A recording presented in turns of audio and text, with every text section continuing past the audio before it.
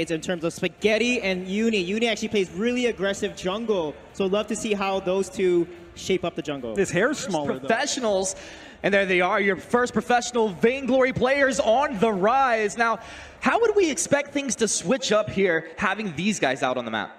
Again, these guys have had a bit more practice with 5v5. They are our professional players. They're supposed to innovate. They're going to take new tactics to the extreme.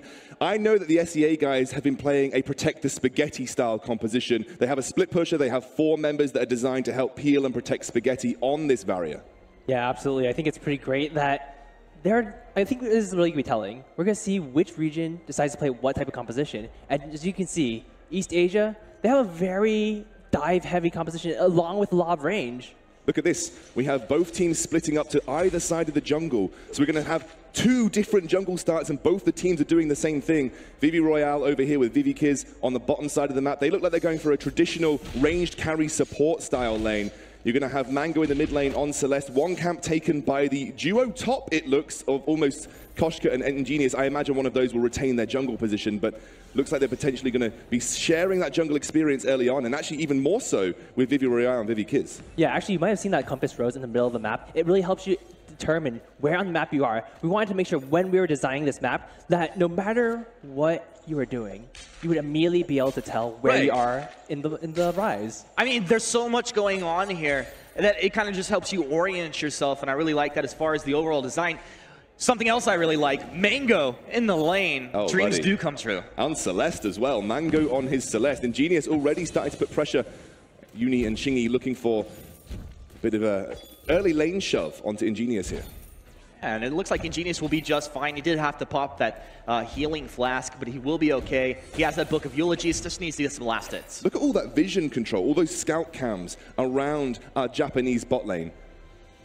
Huge amount of pressure on the bot lane. Varia now has got, working towards that alternating current build with some minion candies in tow, really taking advantage of what the lane pressure can do. Yeah, it's actually a very interesting build. And one of the great things is that, watch, as the players are moving forward, as they are buying their items, it's actually very telling on who is winning those lanes. Because when you're forced back, you have an opportunity to purchase, but it means you might get shoved into your turret. Yeah, you have a longer time period or longer distance to get back to the lane, so therefore those backs have got to be more well-timed, especially before that jungle shot becomes available. Yeah, you should be absolutely sure that if you're backing, you have a very good reason for it. Because right now, you might see Ingenious might be losing some CS right there. I think it's really interesting. Like, obviously we have our junglers here, and you want to be taking your region camps, but you can do those really interesting things, right? So you give it to one laner, you can prioritize another, and then just move through the map or stay in the lane. Right here, things are a little bit more quiet than our PvE match. Yeah, they are a little bit more calculated. The PvE guys, they loved to brawl. They looked for those fights all the time, but this is a more traditional style of play you'd expect from our pro players, a bit more calculated. PQQ looking for an opportunity to go aggressive here. Will get spotted out by that scout cam. Suddenly, counter jungling is a little bit harder to do. Yeah, you can see right now, Chingy spotted out by that scout cam too, so very well placed by Mango, making sure that if there's a game coming, he'll be just fine. The delicious mid lane right here. Chingy's looking for that afterburn. And he's got the stun there. Stormforge Spear from downtown. He got him. First blood, SEA. Look at that combination. Chingy's gonna... PQQ's here, though. Healing flash from Chingy. This is PQQ. He has the movement speed. He has the damage. One more attack will be able to take him down. Look at that. Healing is so good. PQQ able to finally get a kill. Jump jets in. Royale comes into the lane. SNK is going to be looking for some hook and chains. Misses his first. That's a pretty long cooldown. It looks like he will respect the power of East Asia. East Asia has adapted really well. When they started off playing against SEA and scrims, they were getting crushed, and they seem to have really adapted to how they want to play this early game. They are playing Vivi Roya on Baron. Now, Baron is a very strong hero in 5v5. You thought splash damage basic attacks were good in 3v3. Splash damage basic attacks in 5v5 are even more so. A little bit of a stun coming out. Kiz peeling for his teammate there. But as you said, obviously, the splash damage is going to be huge. I would expect to see this SEA team kind of stay spread out to avoid taking that damage, though. Yeah, just look at the mini-map, though. East Asia doing a very good job dropping those scout counts all across the map. Southeast Asia, they do have a couple on their side, but you do see they're placing a few more down. And it's really interesting seeing what the priorities are for both of these teams. This is what I mean about gank positions. Look at Chingy. He's coming in from almost next to the turret right there, looking for that opportunity to get an afterburn again onto Mango to give an advantage over to Spaghetti. Spaghetti is likely going to be the hero on Varia that they play around this composition. They might leave Vox in the side lane split pushing. I think it's so cool, especially with this fog of war. You can really tell exactly where and when your opponents will see you coming, as long as you do have a scout cam down for yourself and know that you're not being seen. These guys are just pushing it to the max, hanging out right on the edge of these walls. So Chingy's doing a lot of roaming around the map here, just making to look sure he impacts every single lane. Junglers are so impactful in 5v5 because you have so many more decisions. As a jungler in 3v3, you would gank one lane, or you'd gank on counter jungle your opponent's jungle. Now you can gank bot, mid, top, counter jungle both sides. You can do a hell of a lot of stuff on the map. Yeah, absolutely. And one of the great things about being a jungler, or even a support or a roam, is that you can put so much pressure just by not being on the map. If your opponents can't see you, they're scared. Exactly. There are only limited places that you could really be on the 3v3 map. Now there are infinitely more possibilities where you could actually be in. Those vision, those scout cams, that is what's going to allow you to be able to push a lane without fear, be able to look for counter jungling opportunities, because if you're just not on the map, if you're in that fog of war, no one knows where you are. I think it also makes abilities like your Heliogenesis pretty powerful as well, to be able to hang back and throw that down, to see who's lurking in that brush and keep yourself safe. Actually, Mango can stay on an island, you see, by himself pretty well. There's 3 heroes from both teams down in this bottom lane. PQQ is looking to maybe play around. He knows that Chingy's hanging out in that brush. Now, here is exactly what you can see. This is East Asia, doesn't have the vision in the brush there. We're kind of toggling that vision on and off, just to let you know exactly how that's working out for this team. No reflex blocks currently on SNK or on Aeon, and PQQ is now level 6, that classic Koshka level 6. She can look for an engage with that Yummy Catnip Frenzy, look to combo off the heavy damage that VV Royale has invested in. 2 6-ins and a heavy steal. He will hit pretty hard. There's the vision for PQQ. PQQ, have you overstepped yourself? Sure does look like it. Spaghetti takes him down. Hits him with the first chain lightning there. It's pretty tasty. Southeast Asia up 2-1, and a lot of pressure coming out here. And Zekan, what we're seeing here is a true laning phase for Vainglory. You know, a real period of the game where you as a laner have a direct impact on how you perform and your team performs. Yeah, absolutely. And that is something that we very much wanted to ensure that we had in Vainglory's 5v5. We wanted to make sure that if you enjoy that laning phase, you had the opportunity. But if you like those roams, you can do those too. There's really smart vision that just went down. 7 minutes and 20 seconds, they dropped the scout cam. Blackclaw has landed. So you can already see the high strategical value of this item coming out here with these pro teams. And EA have really adapted to those timings, knowing that Blackclaw is a very powerful objective. If you look back to that PBE online game that we just saw, a single Blackclaw take pushed all the way through to the armory. So it is such an important objective to retain control of. Yeah, those objectives on the map, both Ghostwing and Blackclaw, the longer the game goes, the stronger they are. So if you get those in the 20-minute, 25-minute mark, they're incredibly powerful for your team. However, early on, they'll do some good pushing still. Yeah. Looks like Uni up in the top lane, Poison Shift build. Not much changing for Vox in this circumstance. Ingenious working towards a Serpent's Mask, so the Poison Shift versus the Serpent's Mask up in the top lane. Vivi is left by himself right now, and I've got to say, Aeon and SNK, they are not letting up on the push.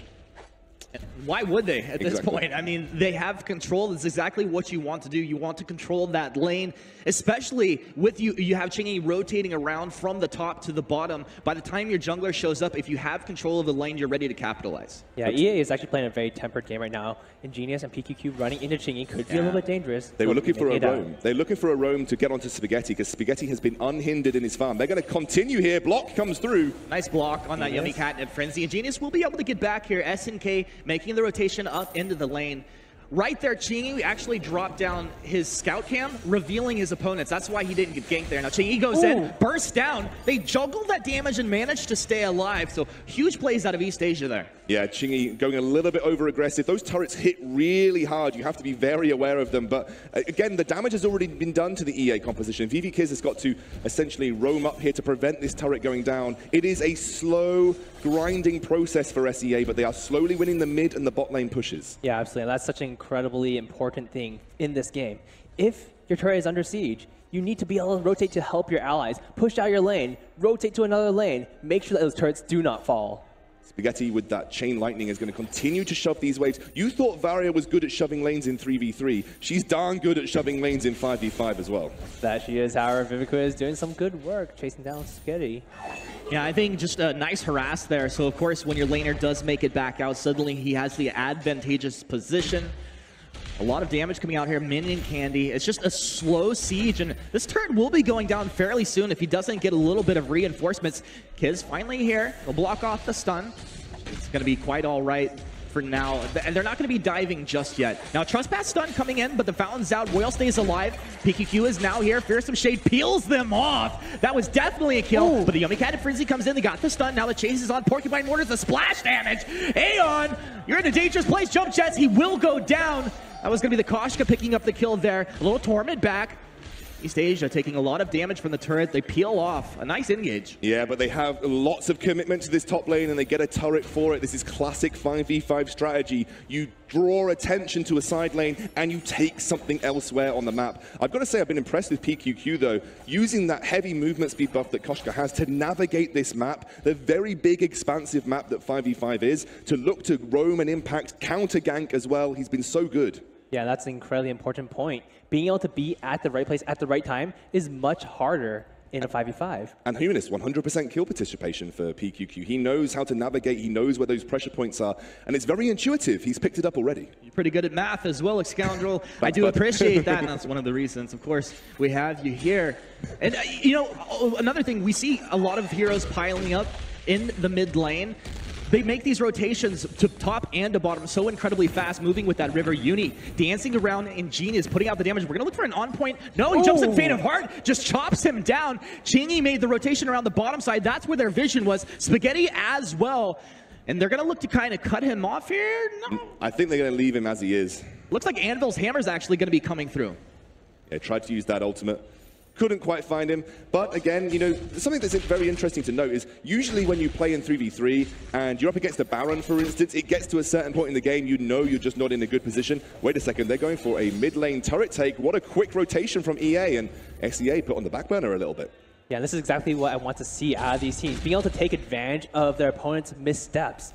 East Asia moving very quickly and rotating down. Great rotation from East Asia. Yeah, they have cut off the retreat. SNK's in a bad place. Can he keep himself alive? He's pretty tanky. No, he will go down. Now, all 5 of East Asia as a Solar Storm tears on through. They've taken 2 kills. Now what's the objective? And this objective-focused play is exactly what we want to see. They're bringing time so that even though Southeast Asia is able to push down the side lane, they're going to lose a turret for it. And the second tier turrets are stronger. So East Asia, they're going to be like at the first tier turret and potentially even defend their own.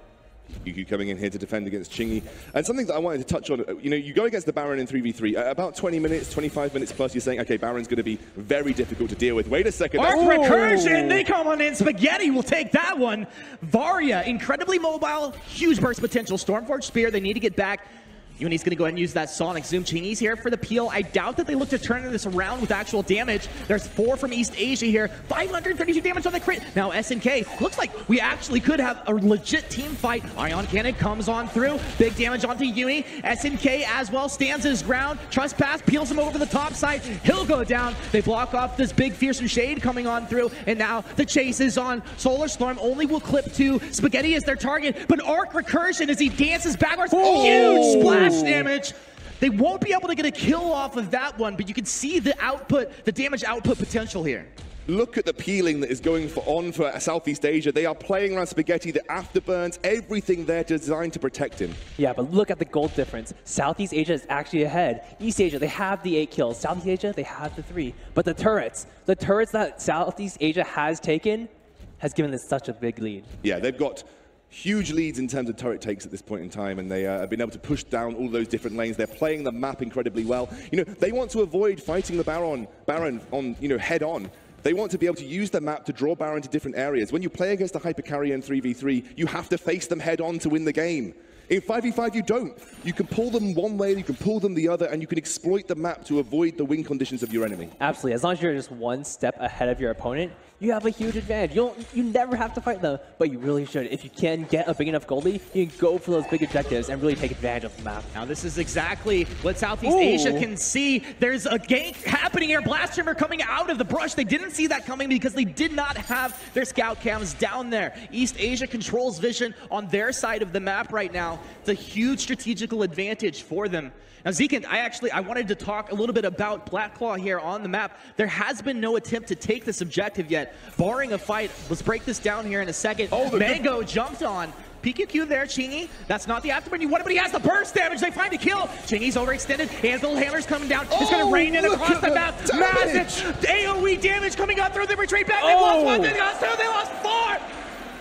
SEA, huge plays. This is at least a turret and more. They could go for Black Claw off the back of this. This is an easy rotate off the back of a turret take. They've got a long time before East Asia respawns, and Black Claw will make his way to that mid lane and push down some more turrets. Absolutely, and this is going to be a huge step for Southeast Asia because the moment they take out Black Claw, Ghostwing is also on the field. Normally, you'd be able to contest it, but this time around, Southeast Asia, they're home free. Why don't they kill the scout cam here? Did they just let that there? That was their scout cam, right? Oh, there was 2 in that. Oh, right. I think one of them timed out eventually.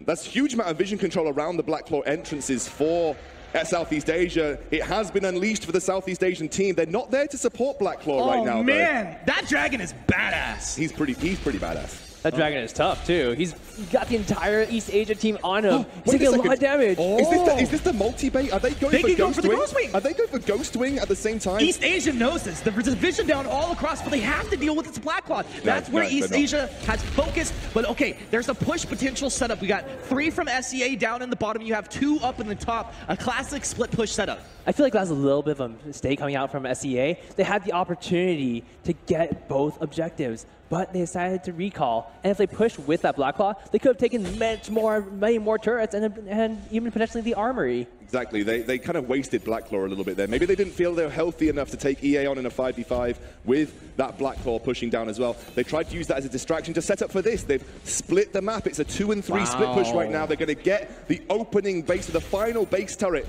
in that lane as the rest of the SEA composition looks to push down this tier 2 turret in the bot. SEA so smart. They jump forward. They have the aggression, the mobility. They're able to take Ingenious down. Now they're onto the armory. But what is EA going to do? They're caught in a fight down in the bottom. They're able to take a kill. They want more.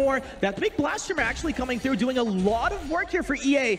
Aeon wants to kite back. Anvil's hammer is coming out of that Varia. Does he have the damage to actually find the kills? Whale dropping low. Whale trying to trade out the damage. So he will run down. Big plays coming out of SNK to set his team up. And now Quiz just has to run on the back foot. It is a bloodbath across this map. And this is exactly what we were talking about earlier. Being able to pull your opponents across the map, being 1 step ahead of them. Taking that Black Claw, even though it looked like they just gave it up, they were able to take such a big advantage out of it. Exactly, Zeke. It may feel like a Baron is going to scale into the late game and get a 5v5 and just obliterate everyone. But SEA are saying, we don't need to take a 5v5. We can go 2 and 3. We can split you across the map. And if you commit to a fight on the 3 members in the bot lane, we're going to take everything from the top lane. It is classic split push, and they are executing it so well. Yeah, and you might see East Asia, they lost 1 army. This means that lane is going to be permanently pushing into their base. This is going to make it very difficult for them to make a comeback. However, Ghostwing is on the field. Southeast Asia, they're likely putting their eyes on it. And if they can get the scout cams, if they can get the vision control around it, it'll be fantastic for them. That is actually so incredibly smart. They've balanced the map, so suddenly East Asia have to consistently apply resource up toward the top side of the map when the bottom side of the map is where they want to put their focus. I bet they're going to slow roll this one right now because there's no reason for them to actually force anything just yet.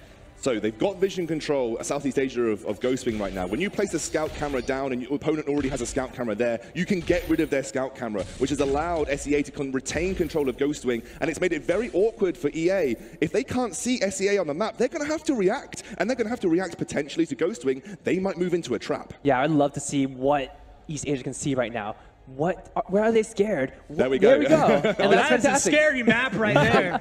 They know they're in this side somewhere because there is a scout camera just outside this bush. So that was a great scout cam for them. It just completely saved them from face checking into a brush. And this means that they are more easily able to get more vision down. Mango walks forward. He's knocked back. The wait for it's going to come down on the top side. They have lost there. So left. Huge blast shimmer. And suddenly they're falling like flies. It's traded 1 for 1 now. They're going to try and get back. Black Claw has landed back on the map. Spaghetti will go down. Ingenious. He rose offensive forward, but knocked back. Chingy goes down. Huge plays coming out of Southeast Asia. Vivi Royale, he is now here. He has the burst damage, though. East Asia has stepped up. They have wiped him across the map.